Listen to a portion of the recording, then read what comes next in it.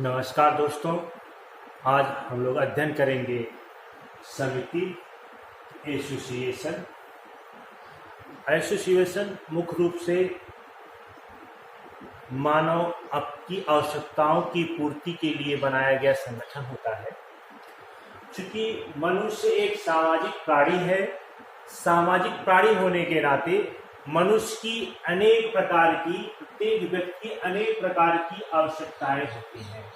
चूंकि मानव समाज में रहता है, इसलिए इसे अनेक प्रकार की आवश्यकताओं की आवश्यकता पड़ती है। इन आवश्यकताओं को पूर्ति करने की आवश्यकता पड़ती है।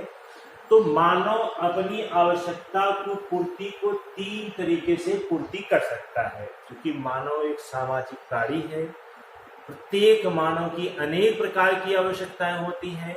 इन आवश्यकताओं की पूर्ति मानव 3 तरीके से कर सकता है। पहला तरीका है कि वह स्वयं अपने कार्यों द्वारा उसे पूर्ण कर ले। पहला तरीका क्या है? व्यक्ति अपने कार्य द्वारा अपनी आवश्यकताओं को पूरा करे।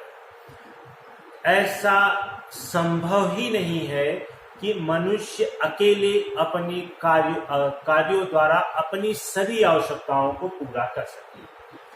बहुत सी ऐसी आवश्यकताएं होती हैं जिसमें व्यक्ति को दूसरे की मदद की आवश्यकता पड़ती है, सहयोग की आवश्यकता पड़ती ही है। तो व्यक्ति स्वयं अपने कार्यों द्वारा कुछ आवश्यकताएं पूरा कर सकता है, सभी आवश्यकताओं को पूरा नहीं कर सकता। तो दूसरा तरीका है कि वह क्या करे? संघर्ष द्वारा लड़ाई झगड़ा करके जबरदस्ती छीन ले या अपनी आवश्यकताओं को पूरा करे। इस तरीके को समाज इजाजत नहीं देता, क्योंकि समाज में चारों तरफ अराजकता और संघर्ष का माहौल हो जाएगा। दूसरी चीज यह रह जाएगी कि जो शक्तिशाली होगा उसकी आवश्यकताएं तो पूरी हो जाएंगी, किंतु जो शक्तिशाली नहीं होगा, जो कमजोर होगा, उसकी आवश्यकताएं पूर्ति नहीं होगी। तो फिर इन दोनों तरीकों को समाज में अपनी आवश्यकताओं की पूर्ति नहीं कर सकता। तो तीसरा तरीका जो समाज के अनुकूल भी है, सहयोग द्वारा व्यक्ति क्या करे? अपने उद्देश्यों को लेकर के दूसरे से सहयोग ले और उसके भी उद्देश्यों को पूरा करे और अपने उद्देश्यों को पूरा कर ले। तो सहयोग द्वारा व्यक्तियों का जो संगठन होता है उसे ही क्या कहा जाता है? समिति कहा जाता है। अगली स्लाइड में हम लोग देखेंगे समिति क्या है। समिति जो है व्यक्तियों के द्वारा अपने समान उद्देश्यों की पूर्ति करने के लिए विचार पूर्वक निर्मित एक संगठन का नाम है। समिति क्या है? किसी उद्देश्य को ध्यान में रख करके विचार पूर्वक स्थापित किया गया क्या है? संगठन है, जिसकी सदस्यता ऐच्छिक होती है। कहने का मतलब यह है कि समिति जो होती है ऐच्छिक होती है, जिसमें हमारे आवश्यकताओं की पूर्ति होगी, हमारे उद्देश्यों की पूर्ति होगी। उस समिति के हम सदस्य बनेंगे। जिसमें हमारी आवश्यकताओं की पूर्ति नहीं होगी, हम उस समिति के सदस्य नहीं बनेंगे। अतएव समिति आवश्यकताओं की पूर्ति करने का एक महत्वपूर्ण साधन है। यानी कि समिति व्यक्ति के आवश्यकताओं की पूर्ति करने का एक साधन है, जिसमें व्यक्ति संगठित होकर सामान्य हितों को ध्यान में रखकर विभिन्न उद्देश्यों की पूर्ति करता है। कहने का मतलब यह है कि व्यक्ति इसमें संगठित होते हैं, किसी उद्देश्य को ध्यान में रख करके और उद्देश्यों की पूर्ति करते हैं। उद्देश्यों की पूर्ति के पश्चात समिति भंग भी हो सकती है। मतलब कहने का मतलब यह है कि समिति का निर्माण किसी उद्देश्य को ध्यान में रख के किया गया है। जैसे ही समिति आवश्यकताओं की पूर्ति कर देती है, समिति क्या हो जाती है? समाप्त हो जाती है। मैक्सिमम समितियां क्या हो जाती हैं? जिस उद्देश्य के बनाई गई हैं, उद्देश्य पूरा होते ही क्या हो जाती हैं? समाप्त हो जाती हैं। किंतु कुछ उदाहरण हैं जो अनवरत चलती हैं, क्योंकि उसमें नए सदस्य आते रहते हैं, पुराने सदस्य जाते रहते हैं। तो कुछ समितियां ऐसी हैं जो अस्थायी भी होती हैं, लेकिन मैक्सिमम अधिकांश समितियां जो होती हैं क्या हो जाती हैं, उद्देश्य पूरा होते ही क्या हो जाती हैं, समाप्त हो जाती हैं। तो जैसे विद्यालय है, एक समिति है, कॉलेज, विद्यालय, ऐसे समितियां हैं जो समाप्त होने वाली नहीं होती हैं, उद्देश्यों की पूर्ति होती है, जिसकी वो बाहर चले जाते हैं। जैसे जिसकी पढ़ाई पूर्ण हो गई वह कॉलेज छोड़ के चला जाता है, दूसरे नए विद्यार्थी आते रहते हैं। जैसे टीचर की है, उनकी उम्र पूरी हो गई, 60 साल हो गए तो रिटायर हो जाते हैं, नए टीचर आ जाते हैं पढ़ाने वाले। तो इस प्रकार से समितियों में नए सदस्य आते रहते हैं। तो इस प्रकार से विद्यालय या कॉलेज जो है वो भंग नहीं होता, बाकी समितियां क्या हो जाती हैं, समाप्त हो जाती हैं। अब आते हैं समिति की विभिन्न विद्वानों ने विभिन्न प्रकार से परिभाषित किया है। तो एक एक करके विभिन्न विद्वानों की हम परिभाषा को देखेंगे। समिति की परिभाषाएं, उसमें पहली परिभाषा है, मैकाइवर पेज ने परिभाषित किया है। देखते हैं मैकाइवर पेज ने समिति को क्या परिभाषित किया है। समिति व्यक्तियों का एक समूह है। पहली शर्त है कि यह व्यक्तियों का क्या होगा, एक समूह होगा, जिसे एक सामान्य उद्देश्य या उद्देश्यों की पूर्ति के लिए संगठित किया गया है। व्यक्तियों का समूह है, किंतु साथ में एक उद्देश्य हो सकते हैं या एक से अधिक उद्देश्यों की पूर्ति के लिए क्या किया गया है, संगठित किया गया है। तब उसे हम क्या कहेंगे, समिति कहेंगे, मैकाइवर पेज के अनुसार। दूसरी परिभाषा है गिलीन और गिलीन की। गिलीन और गिलीन ने परिभाषित किया है, एक समिति व्यक्तियों का समूह है। क्या है, व्यक्तियों का समूह है जो किसी विशेष हित या हितों की पूर्ति के लिए संगठित होता है। इसमें उन्होंने उद्देश्य बताया, उद्देश्यों की पूर्ति।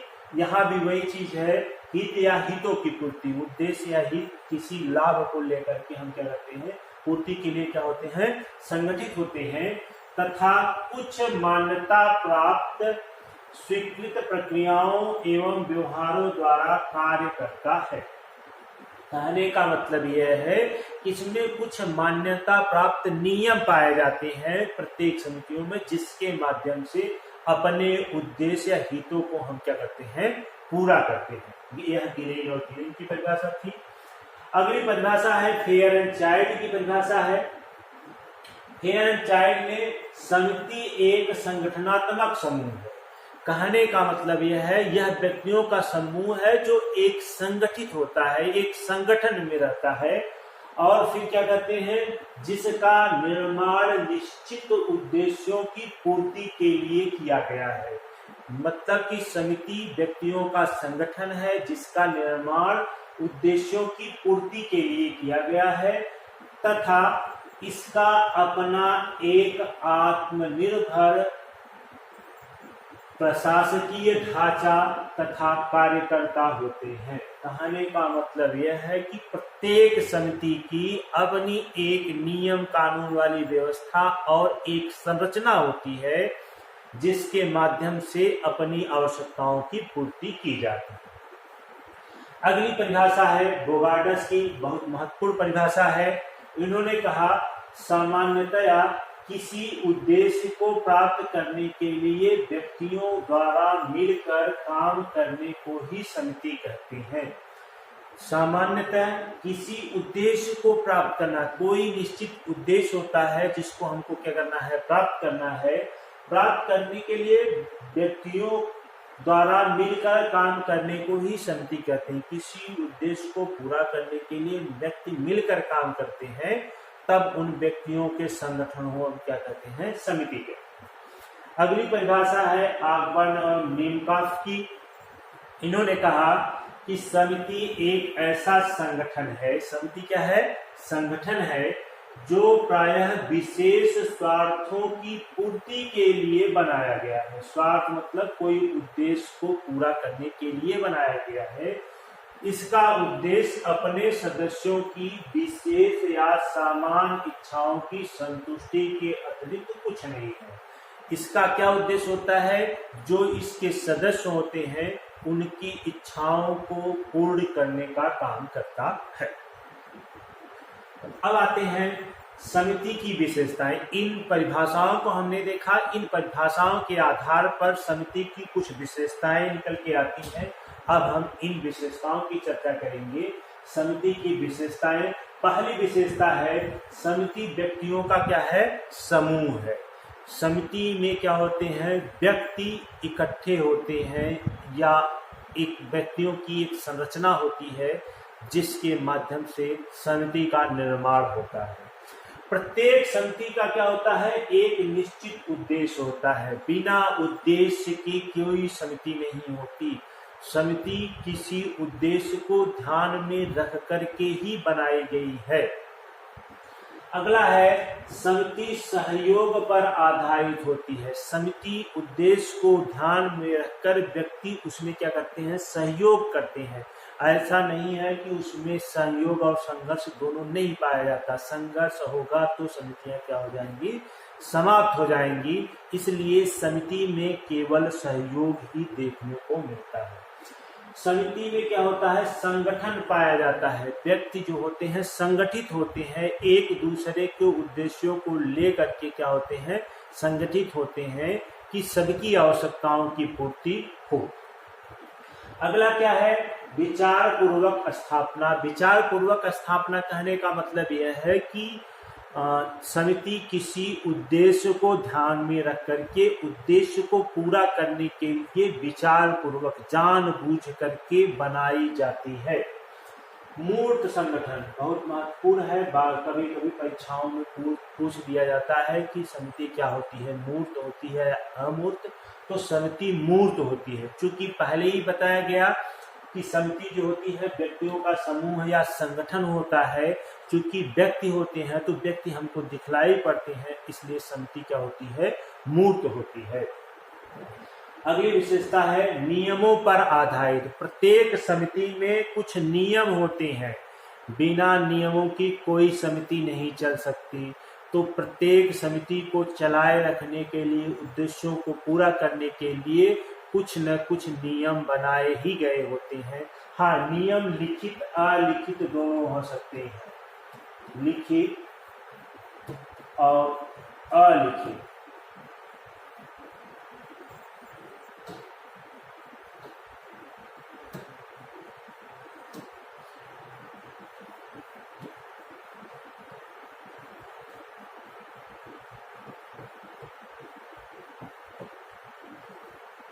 नियम लिखित भी हो सकते हैं और अलिखित, मतलब कि नियम को लिख करके, जैसे कॉलेजों के नियम कानून होते हैं, स्कूल कॉलेजों के नियम कानून होते हैं, लिखित में होते हैं। छोटी छोटी समितियां होती हैं जिसके नियम कानून लिखित नहीं होते हैं, मौखिक होते हैं, बता दिए जाते हैं कि जिससे सबकी आवश्यकताएं पूरी हो। मान लीजिए हमारी आवश्यकता की पूर्ति हो गई तो हम दूसरे की आवश्यकता की पूर्ति नहीं करेंगे, निकल जाएंगे। क्योंकि नियम बने होंगे कि सबकी जब तक आवश्यकताओं की पूर्ति नहीं हो जाएगी तब तक आप समिति के सदस्य बने ही रहेंगे। तो इस प्रकार से समिति के नियम कानून पाए जाते हैं। अगली विशेषता बहुत महत्वपूर्ण विशेषता है कि समिति जो होती है वो क्या होती है, अस्थायी होती है। अस्थायी कहने का अस्थायी होती है। समिति जो होती है अस्थायी होती है। अस्थायी का मतलब यह होता है कि समितियां अपने उद्देश्य पूर्ण होने के पश्चात समाप्त हो जाती हैं या समाप्त कर दी जाती हैं। केवल कॉलेज या स्कूल ऐसी समिति है जो उद्देश्य पूर्ति के पश्चात भी बनी रहती है। बाकी सभी समितियां उद्देश्य पूर्ण होते ही क्या हो जाती हैं, समाप्त हो जाती हैं। उसके बाद बहुत महत्वपूर्ण विशेषता है, समिति क्या है, साधन है, साध्य नहीं है। कहने का मतलब यह है कि समिति किसी उद्देश्य को पूर्ण करने के लिए साधन के रूप में कार्य करती है, न कि समिति कोई लक्ष्य है। समिति स्वयं कोई लक्ष्य नहीं है, इसके माध्यम से किसी उद्देश्य या लक्ष्य को प्राप्त किया जाता है। अब आते हैं समिति के कुछ प्रकार हैं। समितियों के बारे में अध्ययन करेंगे। समिति के प्रकार। समिति के प्रकार में पहली समिति है आर्थिक समितियां। आर्थिक समितियां वह समितियां हैं जो हमारे आर्थिक आवश्यकताओं की पूर्ति करती हैं, जैसे व्यापारिक समिति, मजदूर संघ, व्यवसायिक समितियां आदि जो होती है, यह क्या है, आर्थिक समितियां होती हैं। राजनीतिक समितियां, राजनीतिक समितियों के अंतर्गत क्या आते हैं, राजनीतिक दल आते हैं। राजनीतिक दल भी जो क्या आते हैं, हमारे राजनीतिक आवश्यकताओं की पूर्ति करते हैं। उसके बाद क्या है, सांस्कृतिक समितियां, संस्कृति से जुड़े हुए कार्यों को पूर्ण करने के लिए जो समितियों का निर्माण किया गया है वो सांस्कृतिक समितियों के नाम से जाने जाते हैं। जैसे धार्मिक समाज, आर्य समाज, ब्रह्म समाज, रामकृष्ण मिशन आदि जो होती है, ये क्या है, सांस्कृतिक समितियों के नाम से जाने जाते हैं। शैक्षणिक समितियां, यानी जो ज्ञानवर्धन या ज्ञान को समाज में फैलाने का कार्य करती हैं, ऐसे समितियों को हम शैक्षणिक समिति के नाम से जानते हैं। जैसे समाज शास्त्री परिषद, स्कूल, कॉलेज, शिक्षा मंडल और वैज्ञानिक संघ, यह सब क्या है, शैक्षणिक समितियों के अंतर्गत आते हैं। उसके बाद अगला है मनोरंजनात्मक समिति। मनोरंजनात्मक समिति का मतलब यह होता है जिसके माध्यम से हमें मनोरंजन करते हैं, लोगों का मनोरंजन होता है, समाज के लोगों का, ऐसे समितियों को हम कहते हैं मनोरंजनात्मक समिति। जैसे व्यायामशाला, क्लब, नाट्य मंडली, खेल परिषद आदि जो है, ये सब क्या है, मनोरंजनात्मक समिति के अंतर्गत आते हैं। सेवा समिति या सामान्य कल्याण समिति, यानी लोगों की सेवा करने के लिए, लोगों का कल्याण करने के लिए, समाज का कल्याण करने के लिए कुछ समितियों का निर्माण किया गया है। ऐसी समितियों को सेवा समिति या कल्याण समितियों के नाम से जाना जाता है। जैसे अनाथालय, वृद्धाश्रम, हरिजन सेवक संघ, कानूनी सलाहकार समितियां, आदिवासी कल्याण समितियां आदि समितियां जो है सेवा समिति है या लोगों के या समाज की भलाई के लिए समितियों का निर्माण किया। अब आते हैं, एक महत्वपूर्ण समिति है जिसको समिति माना जाए कि न माना जाए, विद्वानों ने विभिन्न प्रकार के तर्क रखे हुए हैं। परिवार, परिवार को समिति माना जाए कि न माना जाए, इसके पक्ष में भी विद्वानों ने तर्क दिए हुए हैं और समिति न माना जाए के पक्ष में भी तर्क दिए हैं। तो एक एक करके देखेंगे। समिति को माना जाए के पक्ष में तर्क, समिति क्या है, परिवार जो है एक समिति है। इसके पक्ष में पहला तर्क है, परिवार एक समूह है। क्योंकि पहली विशेषता थी कि समिति जो होती है व्यक्तियों का समूह होता है, तो परिवार भी क्या है, व्यक्तियों का समूह है। दूसरी विशेषता है कि परिवार का क्या होता है, निश्चित उद्देश्य होता है। और तीसरी विशेषता है कि व्यक्ति एक दूसरे का सहयोग करते हैं। तो यह तीन विशेषताएं हैं। इसलिए इन तीन विशेषताओं के आधार पे परिवार को समिति माना जाना चाहिए। किंतु इसके विपक्ष में भी लोग हैं, कहते हैं कि परिवार को समिति नहीं माना जाना चाहिए। क्यों? क्योंकि परिवार का विकास स्वतः हुआ है। पहले ही बता दिया गया कि समितियां क्या है, किसी उद्देश्य को ध्यान में रख करके जानबूझ के निर्मित की जाती हैं। लेकिन परिवार एक ऐसी समिति है जिसकी स्थापना विचार पूर्वक नहीं की गई है, इसलिए परिवार को समिति नहीं माना जा सकता। दूसरा है स्वाभाविक है। इसमें इच्छा हो चाहे न हो, व्यक्ति जो होता है स्वाभाविक रूप से परिवार का सदस्य होता है और इसकी सदस्यता अनिवार्य होती है। ऐसा नहीं है कि आपकी इच्छा पे है कि आप इस परिवार के सदस्य हो सकते हैं, इस परिवार के सदस्य नहीं होते। परिवार की सदस्यता क्या होती है, अनिवार्य होती है और निश्चित होती है। अगला क्या है, संपूर्ण जीवन भी इसमें परिवार के अंतर्गत संपूर्ण जीवन व्यतीत किया जाता है, इसलिए परिवार को समिति नहीं माना जा सकता। आदि विद्वानों ने तर्क दिए हुए हैं। धन्यवाद दोस्तों। इस प्रकार से समिति हमारी चर्चा समाप्त हुई। धन्यवाद।